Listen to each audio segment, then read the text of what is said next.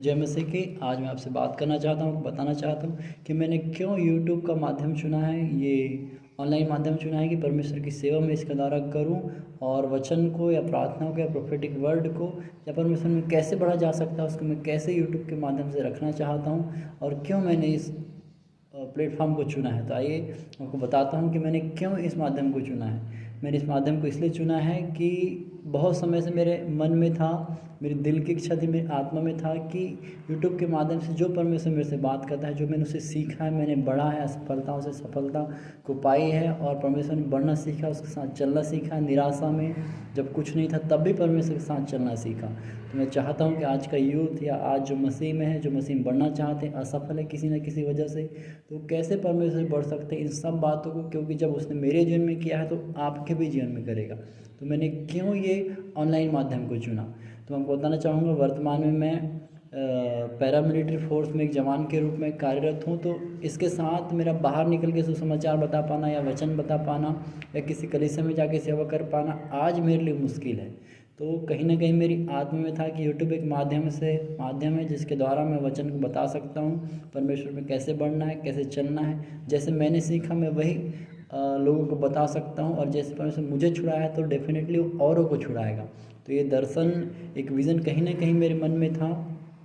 तो कुछ समय से मेरे ब्रेन में चल रहा था एक वचन, यशायाह 60 का 1 पद, जिसमें लिखा उठ प्रकाशमान हो क्योंकि तेरा प्रकाश आ गया है, यहोवा का तेज तेरे पर उदय हुआ है। तो करीब 1 से 1.5 महीने पहले मैंने अंकुर अंकल से सुना था, उन्होंने कहा था कि यीशु मसीह ने जब सेवा शुरू की थी तो उन्होंने वचन से सेवा शुरू की थी, यशायाह 61 के 1 पद से।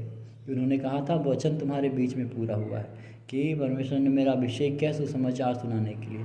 तो मैंने भी सोच के रखा था कि जब भी मैं सेवा शुरू करूँगा तो इस यशायाह 60 के 1 पद से शुरू करूँगा और वचन से ही अपनी सेवा को शुरू करूँगा। जिसमें लिखा कि ये जो वचन था मेरे दिमाग में चल रहा था, मेरी आत्मा में चल रहा था। जो हम सीखते हैं कि एक लोगोस वचन होता है, एक रेमा वचन होता है। जो रेमा वचन होता है वो पर्सनल परमेश्वर हमसे बात करता है और हमको छुड़ाता है उससे, और हमारी उन्नति के लिए वो रेमा वर्ड हमको मिलता है। तो ये वचन मेरे दिमाग में चल रहा था और अभी कुछ दिनों से 2-3 वीक हुआ है कि हम जहाँ पर थे वहाँ से दूसरी जगह नागपुर शहर में ड्यूटी के लिए आए। ठीक है, तो यहाँ पर परमेश्वर के दास के द्वारा आप यकीन नहीं करेंगे, मैंने सैटरडे, अभी जो 20 अप्रैल 2024 को एक सैटरडे गया, उसमें मैंने सोचा कि अब स्टार्ट करते हैं, जैसे भी हो परमेश्वर की सेवा को स्टार्ट करते हैं, छोटे रूप में बड़े रूप में जो भी है आज से स्टार्ट करते हैं।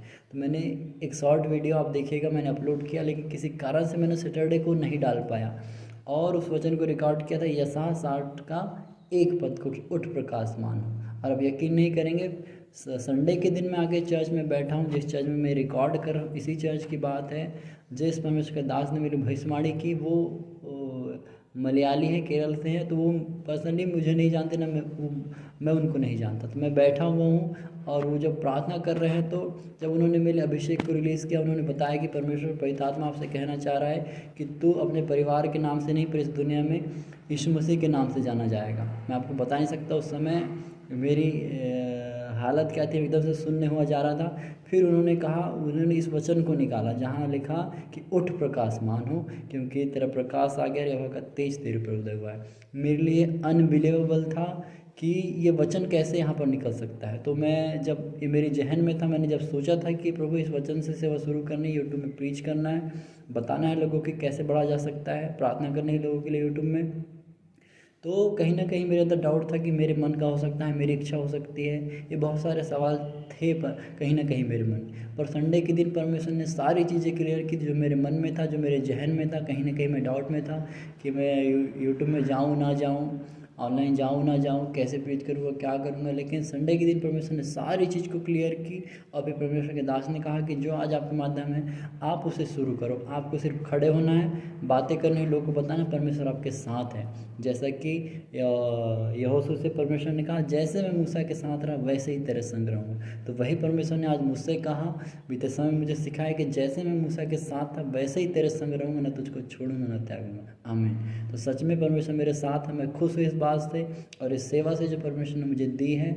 तो इसी विज़न को, इसी बातों को मुझे आप शेयर करना था, क्योंकि कल आज जो इस वीडियो को देख रहा है वो गवाह होंगे इस बात के कि परमेश्वर ने मुझे चुना और मुझे किस स्थिति से बढ़ाया। उन्होंने बताया कि आपको खुद यकीन नहीं होगा, जब आप धीरे धीरे बढ़ते जाएंगे तो आप उस जगह पहुंच जाएंगे जहाँ आपने भी कहीं नहीं सोचा है। तो ये परमेश्वर का अनुग्रह जो मुझ पर है, आज मैं इस अनुग्रह को आपसे शेयर कर रहा हूँ और आपसे रिक्वेस्ट है कि आने वाले समय मेरे लिए प्रार्थना करें। या फिर नौकरी के साथ मैंने परमेश्वर के सामने विनती रखी है, अपनी प्रार्थना रखी है कि मैं तेरी सेवा करूँ पर परमेश्वर मेरे पास नौकरी हो।